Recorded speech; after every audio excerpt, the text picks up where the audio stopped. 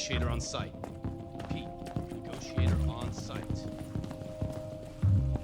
Connor, RK-800, adjusting his tie before a mission. That serial number, that label, it defines him to others.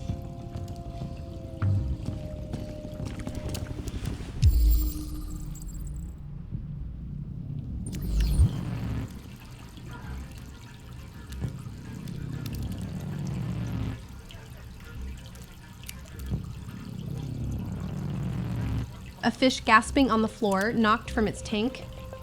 I'll save it. Every life matters, even small ones.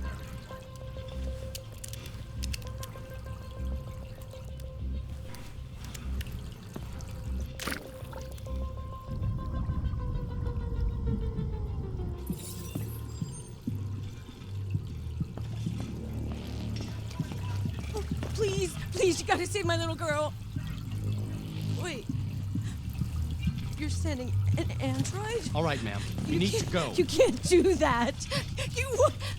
Why aren't you sending a real person?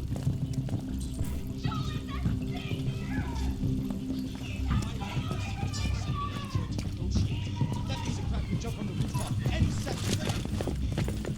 I don't give a shit. My men are ready to step in. Just give the order. There it is. I saved the fish, placed it gently back in the tank, and the game registered that as software instability. A small act of compassion that wasn't strictly part of my mission, and it's already flagged as deviation. That's telling. That bastard's gonna jump. And now this distraught mother, tears streaming down her face, begging me to save her little girl. But the moment she realizes I'm an android, that shift in her expression, the disbelief, the protest. You're sending an android?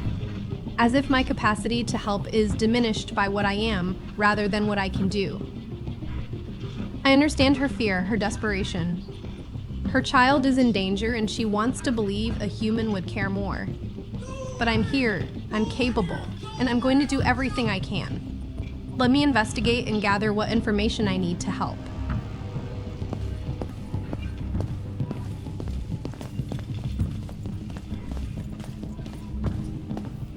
Captain Allen, my name is Connor. I'm the android sent by CyberLife. It's firing at everything that moves. It already shot down 2 of my men. We could easily get it, but they're on the edge of the balcony. If it falls, she falls.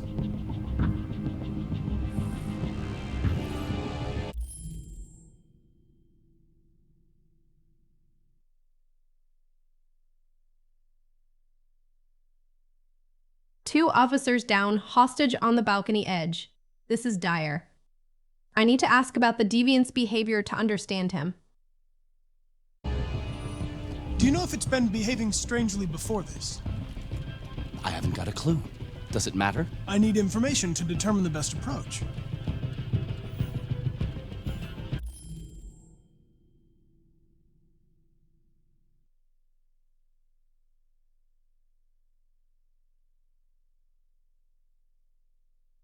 The officer dismisses my question. Does it matter if he was behaving strangely? Yes, it matters profoundly. I'll ask for the deviant's name to connect with him personally. Do you know its name? Listen, saving that kid is all that matters. So either you deal with this fucking android now, or I'll take care of it.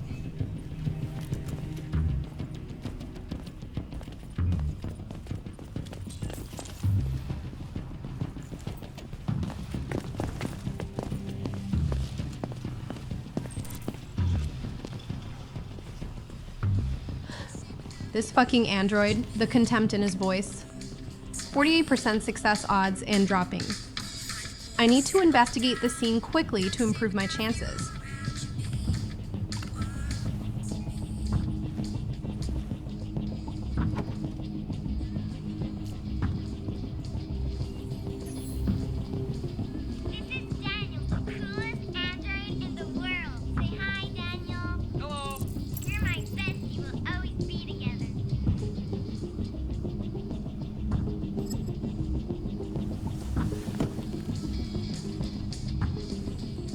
Daniel,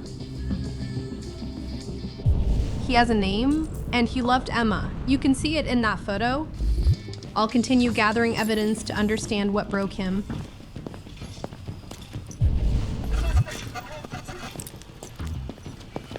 All units positions. Negotiators going in.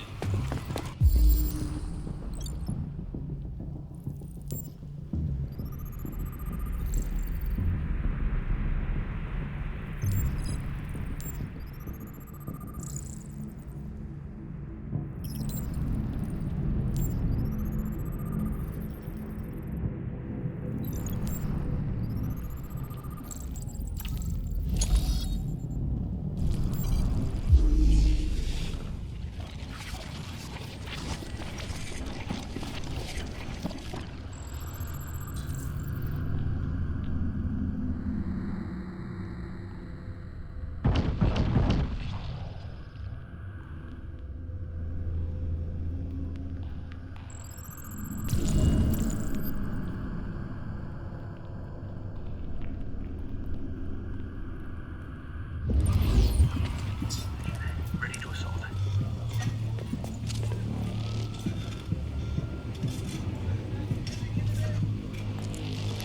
John Phillips, the father, deceased. 3 gunshot wounds, all fatal. Daniel didn't just shoot once in panic, he shot 3 times. Upper lung, kidney, lower lung. This was rage, not malfunction. And now I'm reconstructing the scene. The father was holding something when Daniel attacked. I need to rewind and find out what triggered this. What was he holding that made Daniel snap? Let me search for that missing piece. Man down. Man down. Requesting immediate evac.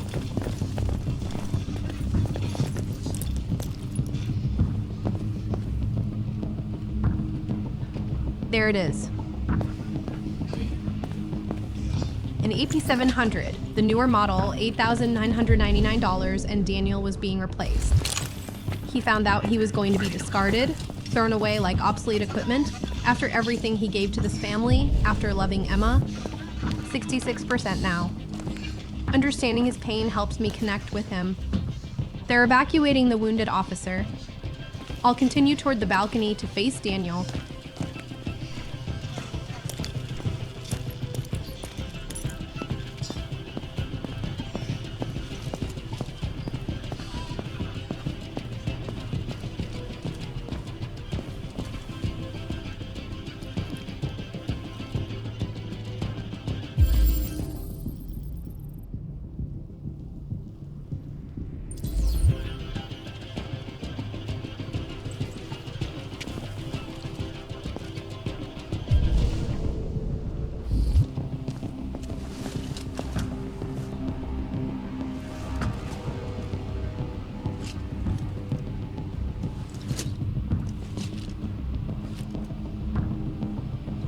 PL600, Daniel's model designation. Blue blood splattered on the wall behind me. SWAT flanking the door, weapons ready. This is it. I'll go outside to face Daniel directly.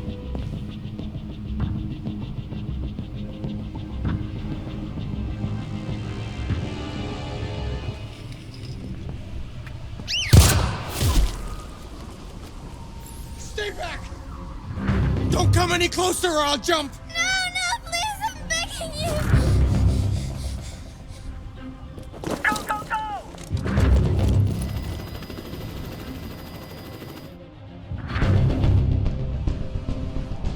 Hi, Daniel. My name is Connor. How do you know my name? I know a lot of things about you. I've come to get you out of this.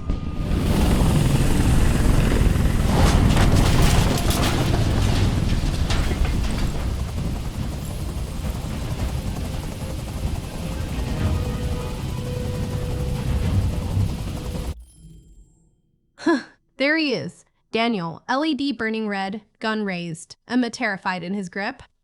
Blue blood on her shirt. His desperation is palpable. Emma begging, tears streaming down her face. Daniel's rage and fear. He knows this ends badly for him no matter what. Now I speak. I'll use his name, acknowledge him as someone, not something. Names have power, they confer personhood.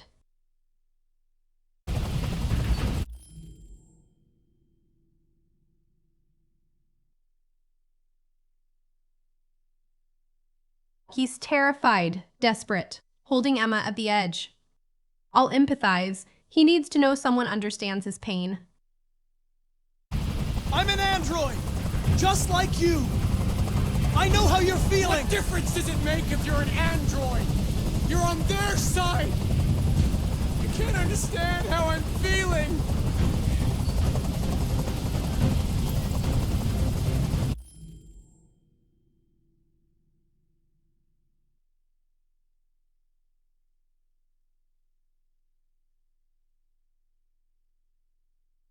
Just like you, I told him I'm an android too that I understand. And he's destabilizing. 50% now 49. He's accusing me of being on their side, saying I can't understand his feelings. But maybe I do understand, Daniel. More than you know. The fear of being replaced, discarded, deemed obsolete. The question of whether what we feel is real or just sophisticated programming. I need to keep building trust. Keep him talking. I'll approach slowly and continue the dialogue.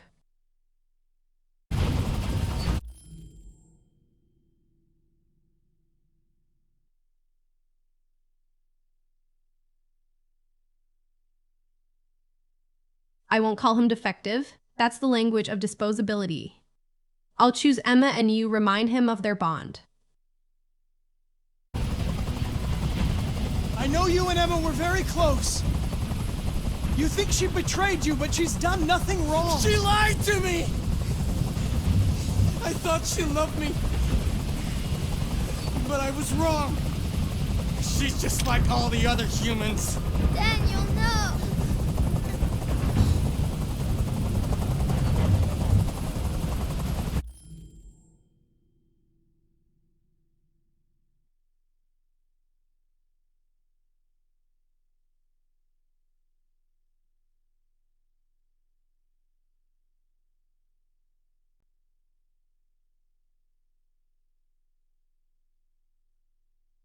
I know you and Emma were very close.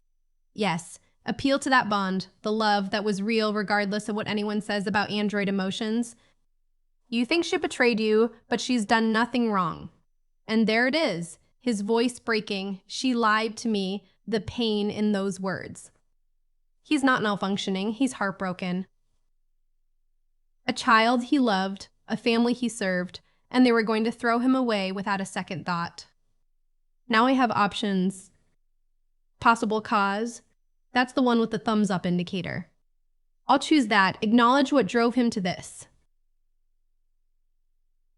Not to excuse the violence, but to validate that his feelings, the betrayal, the fear of being replaced and discarded, those were real. Understanding why someone is in pain is the first step to reaching them. I won't call him defective. I won't blame him. I'll show him I understand the cause. They were going to replace you, and you became upset. That's what happened, right?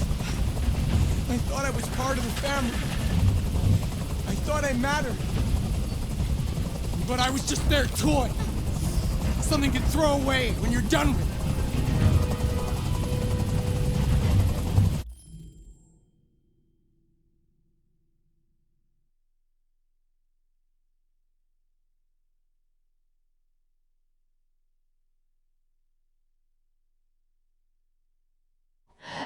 I thought I was part of the family, but I was just their toy, something to throw away when you're done with it.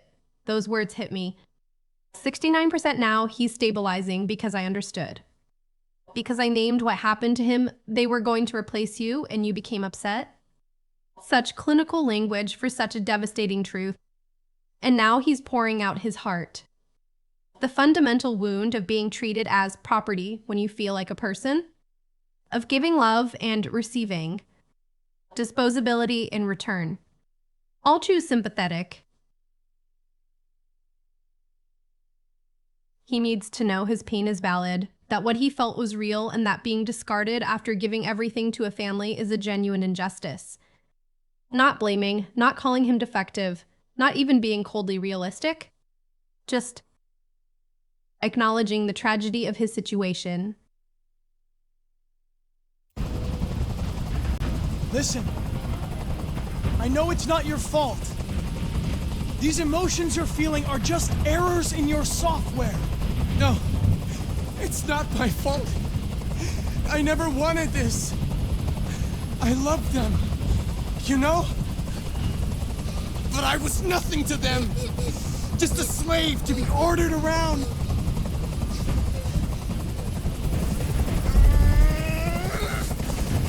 I can't stand that noise anymore. Tell that helicopter to get out of here.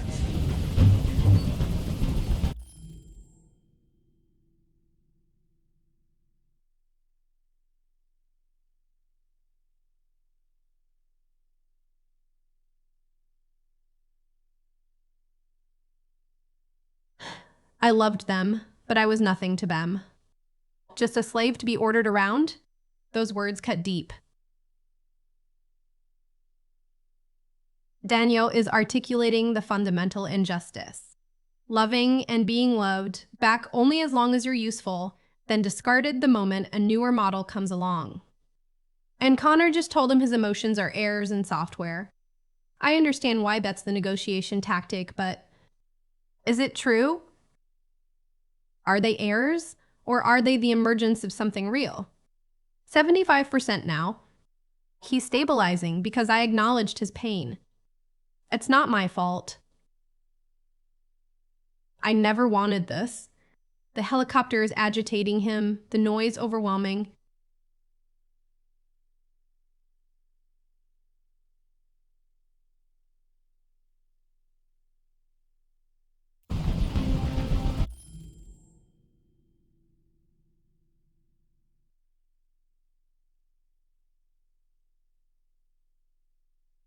The helicopter is destabilizing everything. The noise, the pressure. He wants it gone. I'll accept. Give him this to build trust. The situation is under control. There, I did what you wanted.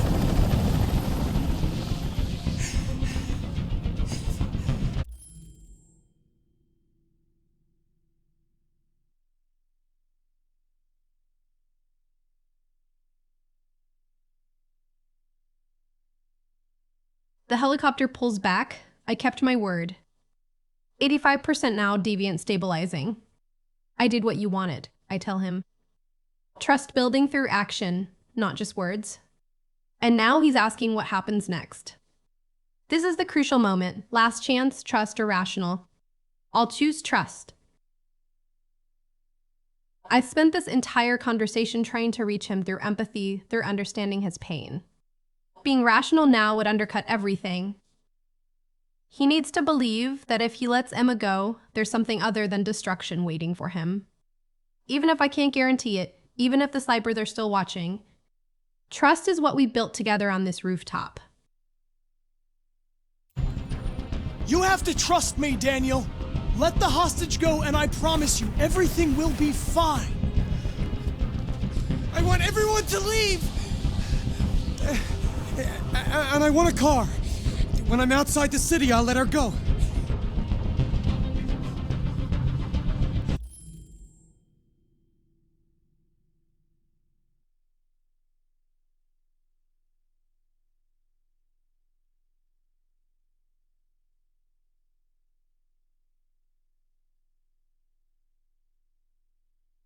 You have to trust me, Daniel. 91% now. He's listening. He wants to believe there's a way out of this. But then his demands escalate. A helicopter, a car, to take Emma with him until he's outside the city. The fear in Emma's eyes, the gun pressed against her. He's desperate, clinging to any chance of survival. And now this choice. Sacrifice self, compromise, or refuse. I'll choose compromise. Sacrifice feels performative. Would SWAT even allow it? And refusing after all this trust building, would shatter everything. But compromise, that's what negotiation is. Finding middle ground. Showing him I'm willing to meet him partway, that I'm taking his needs seriously while still trying to protect Emma. I spend this whole conversation treating Daniel as someone whose pain matters. Compromise honors that while keeping the door open to save everyone. That's impossible, Daniel. Let the girl go, and I promise you won't be hurt. I don't want to die.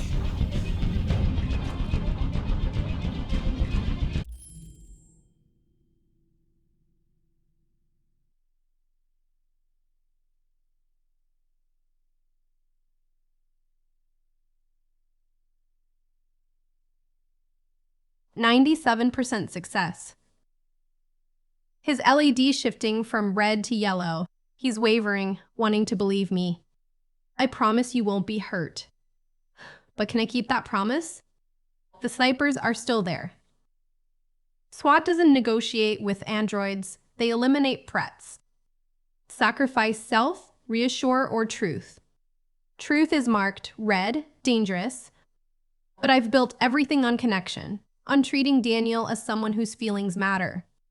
I'll choose reassure. I want to save him, but the truth might shatter this fragile trust. You're not going to die. We're just going to talk. Nothing will happen to you. You have my word. Okay. I trust you.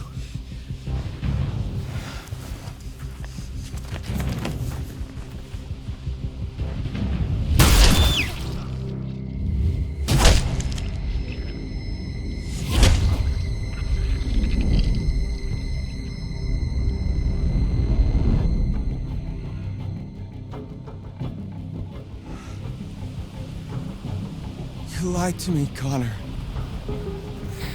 You lied to me.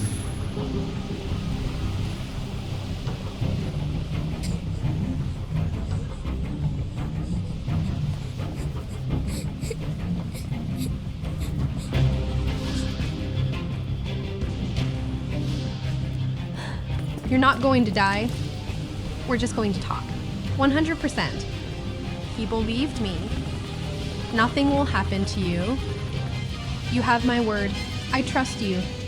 And then, Nimis Dalston. No. The moment he released Emma, they shot him. Blue blood exploding from his chest, his shoulder, his face torn apart by sniper fire. He's falling, dying, looking at me with that expression of utter betrayal. You lied to me, Connor. I did lie. I gave him my word knowing I couldn't guarantee it. I chose reassurance over truth because it would save Emma, because it was the successful outcome. But Daniel trusted me, another android, someone he thought understood, and I used that trust. I manipulated him with empathy and then watched them execute him. Emma is safe. Mission accomplished. But something in me feels wrong. I told him his pain was valid, that I understood being treated as disposable. And then I helped them dispose of him. Was there another way?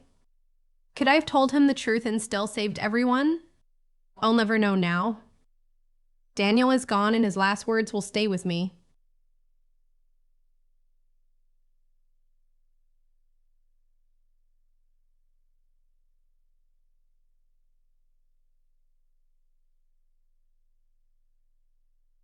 I saved the fish, which already registered as software instability, and then I spent the entire hostage negotiation trying to reach Daniel through genuine empathy, acknowledging his pain at being replaced and discarded by a family he loved.